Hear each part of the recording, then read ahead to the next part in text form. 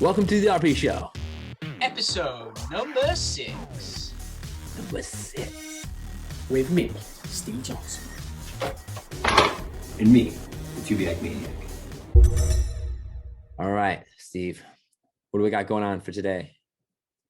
This week, we've got some secret iPhone tips. Some of them are brand new, hot off the press, which I don't think a lot of people are going to know about. We're going to lead this off with a pretty new feature. It's called the back tap. Let's take a look. Go to your iPhone settings, find the accessibility option. Once you're in there, scroll about halfway down past the vision and hearing sections, and it's in the physical and motor accessibility features. In there, you're looking for an option called touch. Once you find touch, click on that, scroll all the way down to the bottom to the very last option, which is the back tap. Now you can double tap or triple tap the back of your iPhone and have it perform a task for you. In this case, I've set mine up to do the following. Check it out. Double tap, speak screen, triple tap, control center. So anytime, anywhere, I can just double tap the back of the phone and it'll read everything on the screen. And today, if I triple tap, I can go to control center and end my recording. Right, the next one is a secret little tip of how to make your Spotify bigger. I like it. Wait, what do you say to that? So here is the user interface for Spotify on the iPhone 12.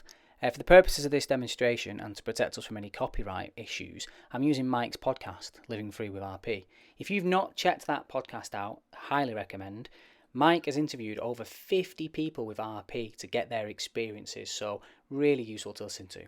Anyway, whilst the interface is pretty good, there is a way to make all these buttons bigger and to make it easier to read and to increase the size of the tap targets to make it easier with low vision.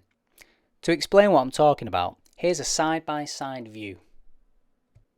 So, as you can see in the comparison, the one on the left is the standard view, the one on the right is the bigger, easier to read view, and as you can see, the tap targets for the forward and back buttons and the skip buttons are much bigger.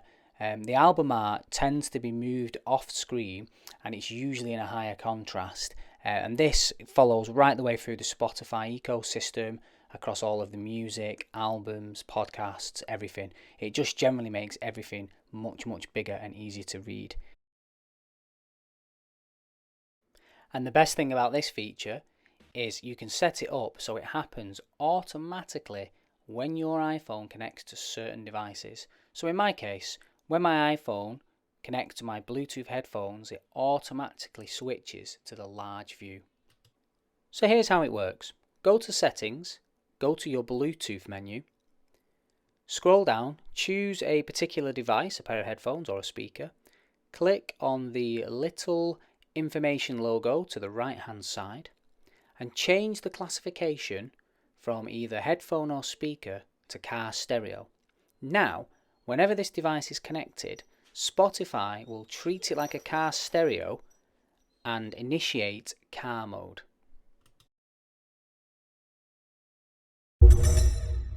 All right, just like we discussed on last week's episode about basically using your phone, the phone's camera to actually help you navigate at night.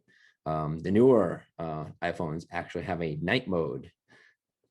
Yeah, it's so good. The night mode is amazing. Let's have a look. So, starting off in a light area, there isn't much difference between the main camera and the iPhone in the middle of the screen. The bathroom and landing look largely the same. But as I turn into the darkened room on my right hand side, this is where the magic happens. All of a sudden, you can see the camera in the middle, which is the iPhone 12, massively outperforms and is way brighter. So much so, as I'm scanning around this room, you'll see that I can easily pick out and find these two dumbbells left in the middle of the room, which I could not see with my naked eye, but through this iPhone, I can see them quite clearly. And even though it's not a perfectly clear image, it has managed to pick up some of the colours even when I go pretty close to the to the weights. If I move it away and use the other camera, you can see the other camera is struggling to even pick them out from the darkness. But as I bring the iPhone back into shot, you can clearly pick out these items.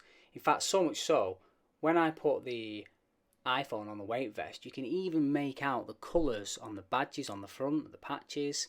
You can almost read the writing on some of them. Really, really great job of illuminating these devices. And again, it's not using any lights, any flash. This is just the camera's fancy night mode on the later cameras using machine learning and really good ISO sensors.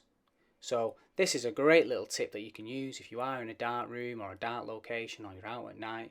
Just get your iPhone out, especially if you've got a more modern iPhone with night mode, and this will really help you in low light areas. Just scan the ground for obstacles. And don't leave weight vests and dumbbells lying around with my advice. Again, if I go back out onto the landing, you can see here, out in the light, both the cameras look fairly similar. All right, so this next feature is only available though on iPhone 12 and I believe iPhone 12 Pro. It's people detection. It can use the little sensor on the back of the camera. It's a really great feature, to help social distance and stuff like that. Obviously, it's tough for us to tell who's where people are, so that's cool. Get a load of this. We'll use the back tap to get to the accessibility shortcut menu. I will select people detection. This will now launch the camera and initiate the people detection software. So as you pan around using the camera, once the software detects a person, it will use the laser radar sensor on the back of the phone, known as a LiDAR sensor, to measure the distance that it takes the laser to travel from the back of the phone to the person and back to the phone. And that's how it'll give you an accurate measurement of how far away you are from the person. So you can see here I'm 1.5 meters away, 1 meter away, back away from the lady. And that will just give you a good indication of how far you are away from the person, but also it'll help you scan around and detect if there are any people in your immediate vicinity. And of course, to use any of these advanced features, you're going to have to know how to actually access them. So here, take a look. Go to settings, scroll down to accessibility. Once you're in here, you'll find a whole host of useful features, and it really is worth taking some time and familiarizing yourself with what's on offer in the latest version of iOS.